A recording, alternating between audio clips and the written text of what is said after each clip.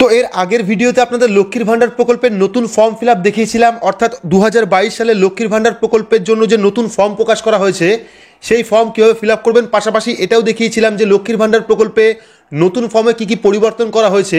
যদি এখনও পর্যন্ত ভিডিওটি না দেখে থাকেন তাহলে অবশ্যই ভিডিও ডেসক্রিপশন বক্সে লিঙ্ক দেওয়া থাকবে, গিয়ে দেখে নেবেন। আর নতুন ফর্মে মূলত দুটি চেঞ্জ করা হয়েছে, একটা হলো আধার অথেন্টিকেশন অর্থাৎ লক্ষ্মীর ভান্ডারের সাথে আধার লিঙ্ক, এবং আরও একটি বড় পরিবর্তন করা হয়েছে সেটা হলো তারিখ পরিবর্তন। অর্থাৎ আগের যে 2021 সালে ছিল 2021 অনুযায়ী আপনার বয়স কত হচ্ছে সেই জায়গায় কিন্তু নতুন ফর্মে 2022 অনুযায়ী আপনার বয়স কত হচ্ছে সেই জায়গাটি চেঞ্জ করা হয়েছে। তো এই ভিডিওতে আপনাদের দেখাবো যে আধার অথেন্টিকেশন আপনারা কিভাবে করবেন, কাদের কাদের আধার লিঙ্ক করাতে হবে লক্ষ্মীর ভান্ডার প্রকল্পের জন্য। তো ভিডিওটি কিন্তু সবার জন্য খুবই গুরুত্বপূর্ণ, অবশ্যই শুরু থেকে শেষ পর্যন্ত দেখবেন। ভিডিওটি ভালো লাগলে লাইক করবেন, চ্যানেলটিকে সাবস্ক্রাইব করে পাশে রাখা বেল আইকনটি প্রেস করে নোটিফিকেশন অল করে রাখবেন, সবার সুবিধার্থে ভিডিওটি শেয়ার করবেন। তো চলুন শুরু করি। তো এখানে যে ফর্মটি দেখতে পাচ্ছেন এটাই কিন্তু 2022 সালের নতুন ফর্ম, অর্থাৎ লক্ষ্মীর ভান্ডার প্রকল্পে যারা 2022 সালে আবেদন করবেন তাদের জন্য কিন্তু এই ফর্ম। আর আপনারা হাতে নিলে দেখতে পারবেন যে আগের যে ফর্মটি ছিল 2021-এ সেই ফর্মটি কিন্তু 3 পাতার ছিল, কিন্তু বর্তমানে যে ফর্মটি করা হয়েছে সেটা কিন্তু 4 পাতার ফর্ম। তো এই ফর্মে কিন্তু নতুন একটি ফর্ম অ্যাটাচ করা হয়েছে যেটা হলো আধার অথেন্টিকেশন অর্থাৎ আধার লিঙ্কের জন্য ফর্ম বা আধার সম্মতিপত্র। তো এখানে আপনাদের টোটাল ডিটেলস দেখিয়েছিলাম যে কীভাবে আপনারা ফর্ম ফিল আপ করবেন। তো এই ভিডিওতে আমরা ফর্ম ফিল আপ দেখাচ্ছি না, শুধুমাত্র দেখাচ্ছি যে কোন কোন পরিবর্তনটা হয়েছে এবং আধার লিঙ্ক আপনারা কীভাবে করবেন। তো এখানে মূল পরিবর্তন যেটা সেটা আপনাদের দেখাচ্ছি, এখানে দেখতে পাচ্ছেন। এখানে মূল পরিবর্তন যেটা হলো HNS 1/1/2022 অর্থাৎ 1/1/2022 অনুযায়ী বর্তমানে আপনার বয়স কত হচ্ছে, কিন্তু 2021 সালে ছিল 1/1/2021 অনুযায়ী আপনার বয়স কত ছিল, ঠিক আছে। তো এখানে কিন্তু মূল পরিবর্তন এটাই করা হয়েছে, অর্থাৎ এখানে ডেট পরিবর্তন করে দেওয়া হয়েছে, 2022 করে দেওয়া হয়েছে 21-এর বদলে।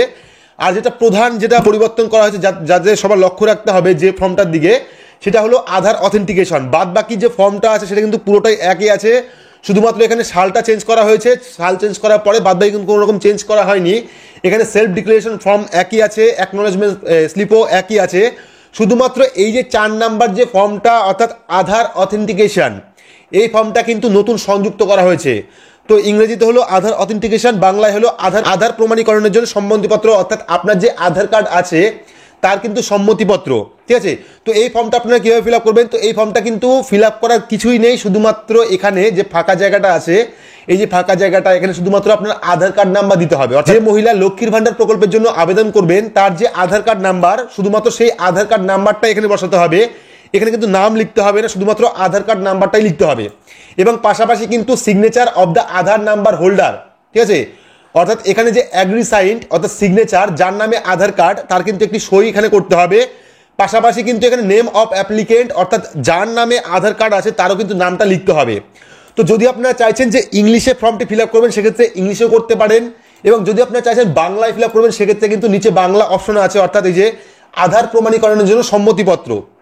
তো এখানে আপনারা কি করবেন, এখানে দেখুন আমি আধার নাম্বার, ঠিক আছে। তো এখানে আপনার আধার নাম্বারটা দেবেন, অর্থাৎ যে মহিলা আবেদন করবেন বা আপনি আবেদন করবেন আপনার আধার কার্ড নাম্বারটি দেবেন, এবং দেওয়ার পরে এখানে দেখুন এর ধারক নারী ও শিশু বিকাশ এবং সমাজ কল্যাণ বিভাগ পশ্চিমবঙ্গ সরকারকে UIDAI এর সাথে প্রমাণীকরণের জন্য আমার আধার নাম্বার, নাম এবং আঙুলের ছাপ, ফিঙ্গারপ্রিন্ট, আইরিস ব্যবহার করার সম্মতি দিচ্ছি। অর্থাৎ আপনি কিন্তু আধার কার্ডের টোটাল ডিটেলস দিচ্ছেন এখানে। পাশাপাশি আপনার কিন্তু এখানে আধার নাম্বার ধারকের স্বাক্ষর, অর্থাৎ যার আধার কার্ড নাম্বার বা যার আধার কার্ড বা যে আবেদন করছে তার কিন্তু এখানে একটা সই করতে হবে, ঠিক আছে, সিগনেচার করতে হবে। সিগনেচার না করলে টিপসই দিলেও চলবে। তো এটা হলো সম্মতি।